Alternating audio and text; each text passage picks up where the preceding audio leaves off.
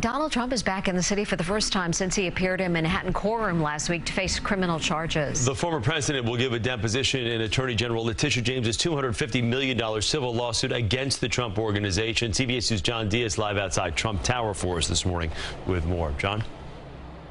Chris and Mary, good morning, both of you. Yeah, well, the former president, he is no stranger to all this. He first sat down for a first deposition in this case in August of last year when he took the Fifth Amendment 400 times. It is a strategy that legal experts predict he'll be doing again today. He's trying to avoid potentially incriminating himself.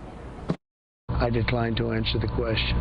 That was former President Donald Trump in August of last year when he first sat down for questioning in New York State Attorney General Letitia James' civil lawsuit against him after he had this to say about his tactic.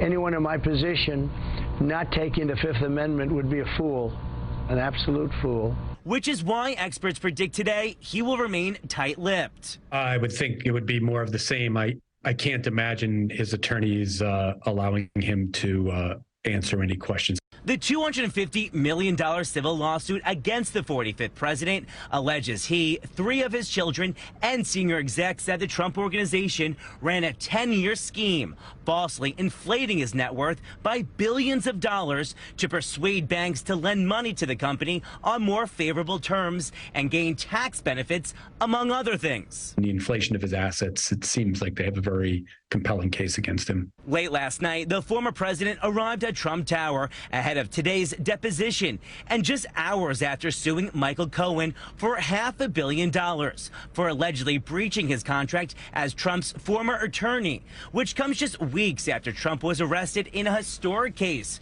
Cohen is a key witness in. We've seen this playbook before.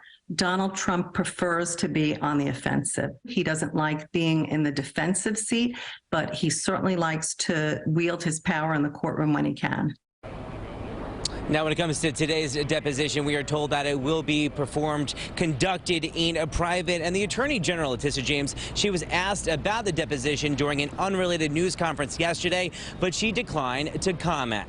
For now, we are live this morning from Midtown Manhattan. John Diaz, CBS 2 News. John, thank you.